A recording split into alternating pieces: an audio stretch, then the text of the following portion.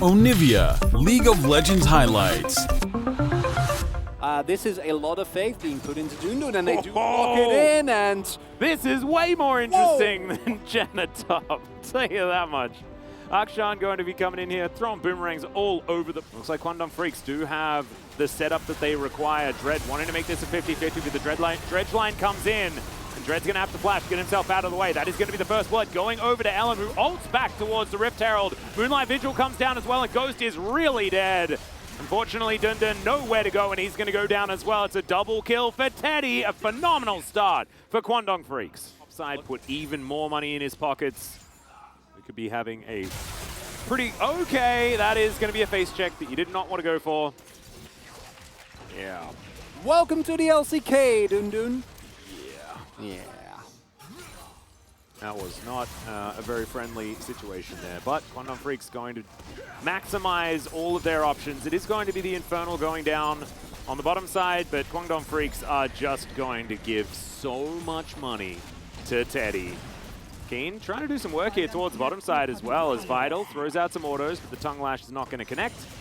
And Keen might actually be able to get back towards this and grab some experience. A double charge to come through as well, as this tempo lead is just absurd. 4,000 gold, and we're not even at 11 minutes yet, and that is going to be an inner turret going down. So much more money. And Keen's just down here just farming 1v2, having a great time. 50-50 to me. I know you're saying it to be frustrating, but it still works.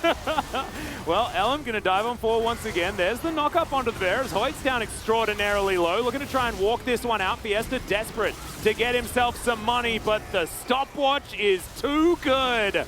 Oh man, now Ghost gonna have to flash, get himself out of the way. Dread survived a play like that and then not survived as he walked out. So yeah. that's how it's about the long con. You know, it's like you cut down the tree and find that the card is that your card from 27 years ago, sir? Yeah, you know. Well, to turrets, definitely a very high number. Yeah. Yeah, not exactly the greatest news is that you can see that Keen lying in wait off to the side here. And this feels like Kwangdong have Baron, but they don't. No. They have Baron's daughter, who's just crammed her head towards that turret. Oh, there we go, turned it off. As the Omwrecker ulti comes through from LM. Dread is going to be able to disengage pretty effectively, but not before that tower falls down. And there is one inner remaining. Dundun here on the bottom side. We'll be able to get a bit of extra gold as Kwangdong. Oh, I really like the idea of trying to find that pickoff as Ghost will be eliminated. Realm Warp as well, very aggressive. Kwangdong Freecs grab themselves yet another kill. 3-0-3 for Teddy. Man, this must... As much as it should. The setup that he has with... We've seen that being used nice. a whole lot more as Nongshim going to rotate their way over, looking for Fade here as Dundun going to keep his distance, give Fade a back massage that he absolutely did not want. That is going to be the first kill going over to Nongshim. I'll have to What listen are you to talking you. about? What are It's you like, talking about? Well, that's what I said, so that's how I'm going to play, is that's a Realm Warp. A couple of members going to move on forward here as Dread does have the Crescent Guard, but Ghost, oh man, that is a Ghost position now. Twice. Yeah, that's it's not how that one's yeah, that's not good news.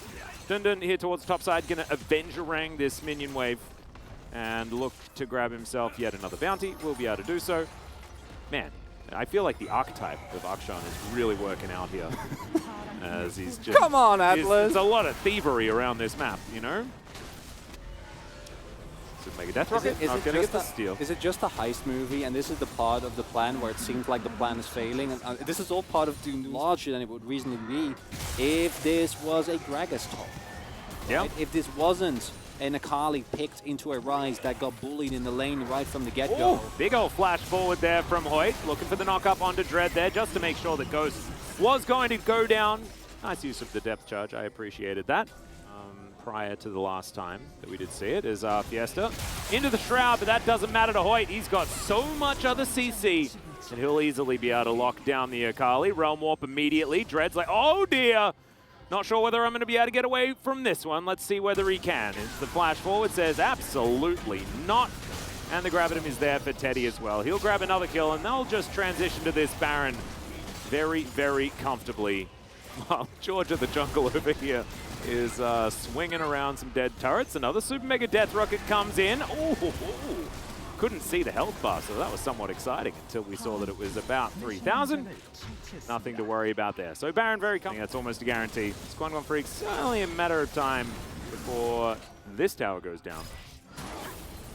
As Dredgeline comes in, one player that has been certainly stepping up has been Hoyt.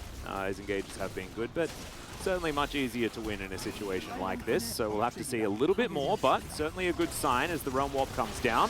Fair bit of AoE to come through there is okay. It's a Mega Death Rocket, just going to get tanked. A lot of shields, and just the weight of these wallets is absurd. I liked the zoom in there from Jonas Strong, but unfortunately Teddy going to quite find the Moonlight Vigil. Well, there's a decent devour onto Vital. Will keep him alive there. And Ghost is going to save his Jinx for the moment, but not going to get them out of the woods at all. This tower is going to fall. Now Dundun trying to find a flank angle or something, any way to get some sort of damage, but unfortunately, I mean... a Hullbreaker Grace with Shield Blow. Oh yeah, sure. That's a no. A Volibear with Rent. That's also a no. Tank Rise. The ones that we expected to win this game. In every way. I wasn't honestly super sure that it was even going to work out. But I'm very glad that Kwangdong Freecs are still able to get themselves over the line. It's just very unfortunate for Nongshim that they do have to be in a situation like this, right? As Keen, yeah, you can quick draw wherever he would like as the Mafia Graves.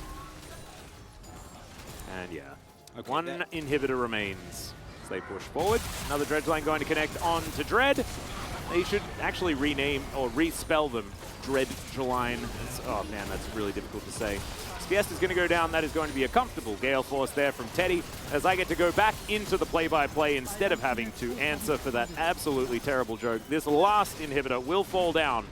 Nexus turrets are to follow as well. Dundun trying to deal with the minion wave, but he's not really going to be able to do too much here, as there are so many super creeps starting to head towards this Nexus. Hoyt trying to walk out of this one, as that is a very long journey that Dundun went on and couldn't even find the Avenger Rang. As all right, Fate going to take a little bit of a massage, but he'd actually probably be happy about that one. There's something towards the top left of his shoulder that he really needs working out. As Hoyt will eventually fall, it's not really going to matter too much. As Dundun, at least he's having a good time. There's a whole lot of minions on this fountain as they get back to work on this Nexus, and Kwangdong Freecs will win game one. We see some giggles. Look at Teddy. He's losing it.